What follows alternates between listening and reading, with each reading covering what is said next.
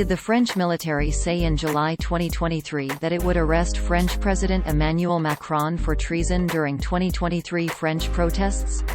No, that's not true. The claim relies on unsubstantiated information, and there is no evidence that the French military ever made such an announcement. The claim appeared in an article, published on July 6, 2023, by The People's Voice with the title, "French military say they are prepared to arrest Macron for treason." The article opened, quote, "Top military officials in France have warned that French President Emmanuel Macron faces arrest unless order is restored to the country imminently." End quote. Users on social media saw this title, description and thumbnail, quote, "French military say they are prepared to arrest Macron for treason. The People's Voice drastic times call for drastic measures."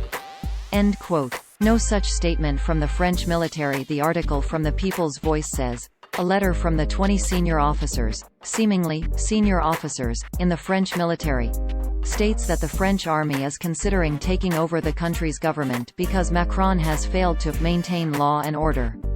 The implication was that Macron's decisions amidst the protests in France that followed the police shooting of a 17-year-old led to this supposed decision by the French military.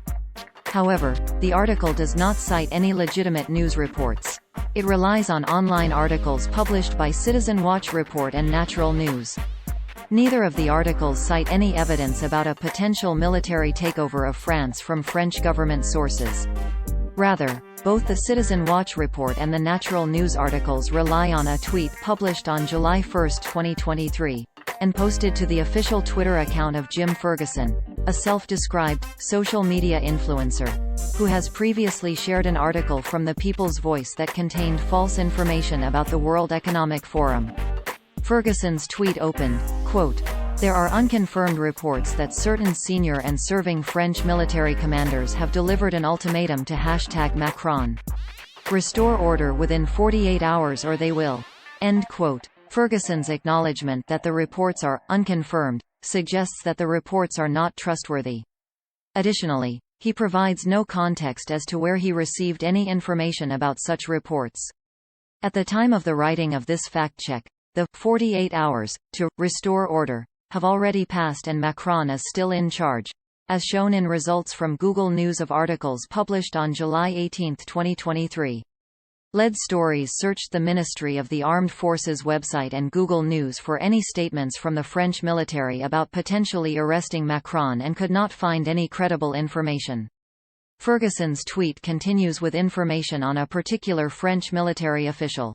The tweet also claims to feature an image of the official, quote, "The picture is of retired and highly respected General Pierre de Villiers, a French aristocrat. A decorated and respected general who Macron publicly humiliated in a disagreement over defense cuts. There are no further updates at this time. #RIOTS France #Macron #France #WEF 2030 Agenda." End quote. General Pierre de Villiers, the former Chief of Defense Staff of the French Armed Forces, retired in 2017 after disagreeing with Macron over cuts to the French defense budget. However, there is no evidence that he is involved in any plot to arrest Macron. Additionally, the picture featured in Ferguson's tweet is not of de Villiers, but of General François Lecointre, who served as France's Chief of Defense Staff immediately after de Villiers. Lead Stories reached out to France's Ministry of the Armed Forces for comment on the claim. We will update this story with any relevant response. More Lead Stories fact-checks related to the 2023 summer protests in France can be found here.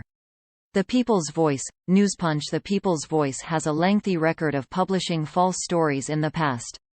It describes itself as a resource, comprised of various web pages operated by Fact Check Limited, but it has nothing to do with fact-checking. As of this writing, its website contained a liability disclaimer, saying, quote, "Fact Check Limited and/or its suppliers make no representations about the suitability, reliability, availability, timeliness, and accuracy of the information, software, products, services and related graphics contained on the site for any purpose. To the maximum extent permitted by applicable law, all such information, software, products, services and related graphics are provided, as is, without warranty or condition of any kind. End quote.